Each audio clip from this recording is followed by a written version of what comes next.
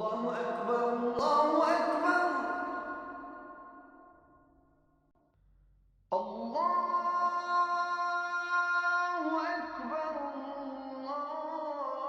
फजर की अजान सी पाक रूह, वो रेशम के धागों से जुल्फ़ें, वो सुरमे की प्यालों सी आँखें, वो हर लफ्ज़ पर एतवार करने को मजबूर करते लब, वो हर बात पर चहक कर बोलती थी।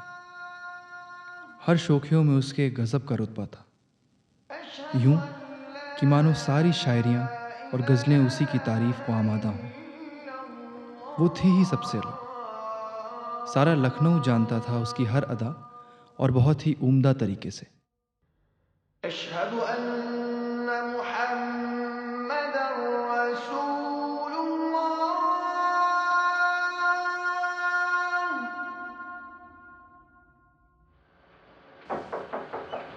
आदाब जफ़र भाई, बड़े उम्दा वक्त पे आए हो। तशरीफ रखिए। हेलो मोहम्मद साहब। अरे मैं तो और भी जल्दी आने की फिराक में था, पर बाद में सोचा ज़ोहर की नमाज के बाद चले। जाना तो मुझे भी था, पर काम में इस तरह से मसरूफ़ हो गया। पर क्या करें, काम भी तो अल्लाह की इबादत है। सही कही। बिल्कुल सवाने सच। अरे बातों बातों में इन साहब का तारुफ करना ही भूल गया। साहब है नवाज़ मीर अली साहब। अक्सर अपने क्रांतिकारी अफसानों की वजह से जाने जाते हैं, पर अब इनके मिजाज बदले हुए हैं। रोमांस ठीक सुना है आपने, प्रेम कहानी लिखी है उन्होंने, उसी कुछ अंश पढ़कर सुना रहे थे। नवाब साहब पढ़िए, जफ़र साहब भी ताज़ा हो जाए। 8 बरस का था मैं, जब पूरे दिन में वो दोपहर का इंतज़ार करता था। ये वो वक्त था जब अली रुखसार के पास तालीम के लिए जाया जाता था।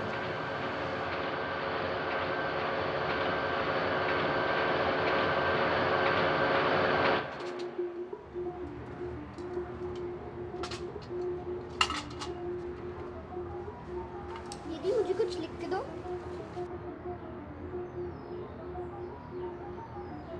आपा एक बात बताइएगा, अगर हमें तालीम का मौका मिलता तो कौन से हमारे घुंघरू अंग्रेजी में नाचते।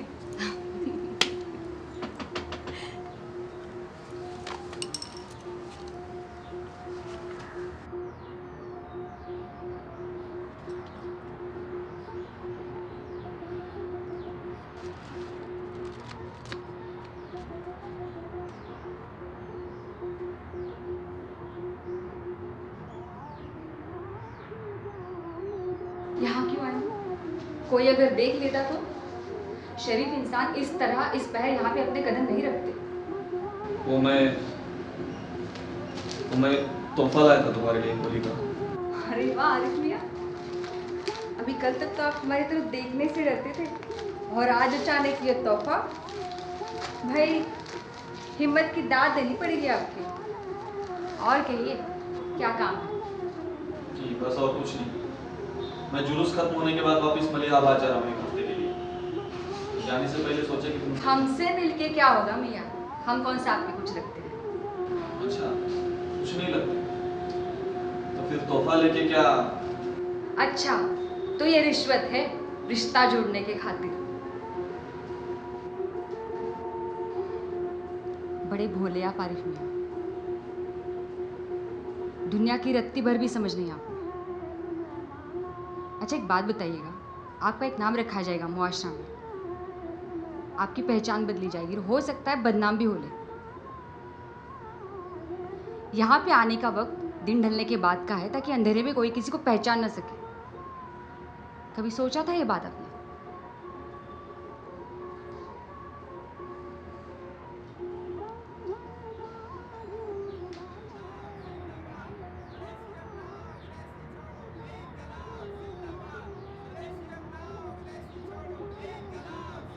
और हाँ आरिफ मियाँ, आगे से यहाँ शरीफ होके वक्त आइएगा, वरना हम तो बदनाम हैं ही, आपका भी नाम नहीं रहेगा।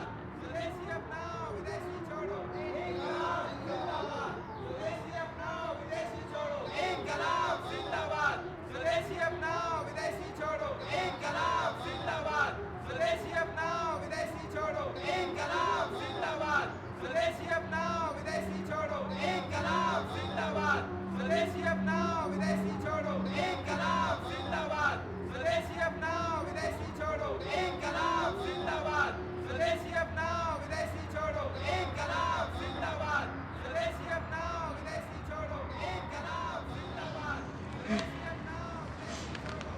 अनाड़ी।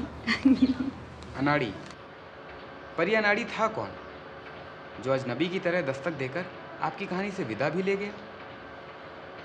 वही तो जाफर मियाँ, आरिफ जितना आपके लिए अजनबी है उतना ही मेरे लिए भी था। अरे मियाँ पहेलियाँ मत बुझाओ, कुछ समझ में नहीं आ रहा है। ज़रा सब्र तो कीजिए रफ़ीक साहब, इतना विस्तार से तो हमें भी नहीं पता, पर हाँ इस बात का अंदाज़ा ज़रूर लगाया जा सकता है कि आरिफ मियाँ थे तो बड़े ख़ास। अब भला वो कैसे? वो ऐसे जाफर साहब कि हर बार की तरह उस शनिवार भी रुखसार का एक नगमा कैसरबाग में पेश हुआ। अली भागता हुआ रुखसार के पास था।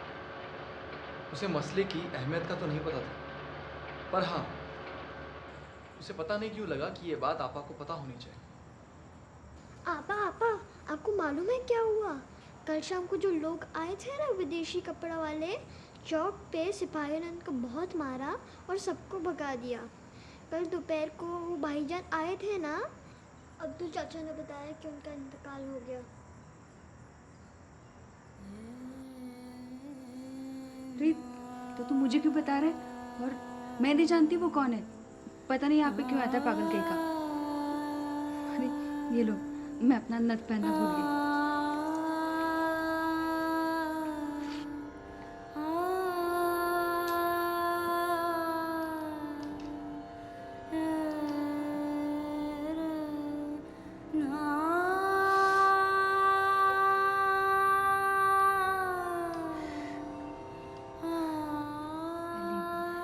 मेरी एक बात मानेगा? अब्दुल चाचा के पास जाओ और उनसे कह, मेरी एक गुजारिश है, मेरी आखिरी ख्वाहिश की तरह कहना, मेरा आज का नगमा हजरतगंज में पेश करवा दे। वो अपना आखिरी नगमा वहीं पेश करना चाहती है जहाँ उसके ख्वाब तोड़ दिए गए। वो नाचेगी और शायद तब तक जब तक कि उसके घुंघरुओं के शोर में उन क्रांतिकारियों की चीखें न दब जाएं, तब तक जब तक कि उसकी नाक का मोती न मिल जाए।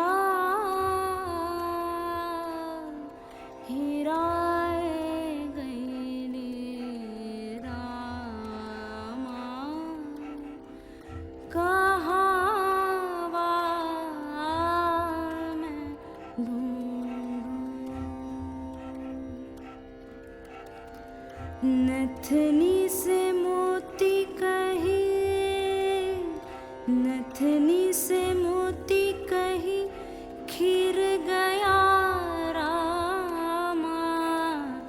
नथनी से मोती कही,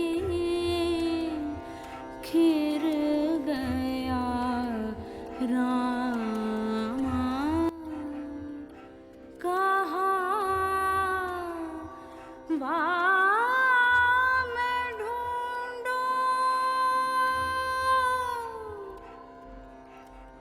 का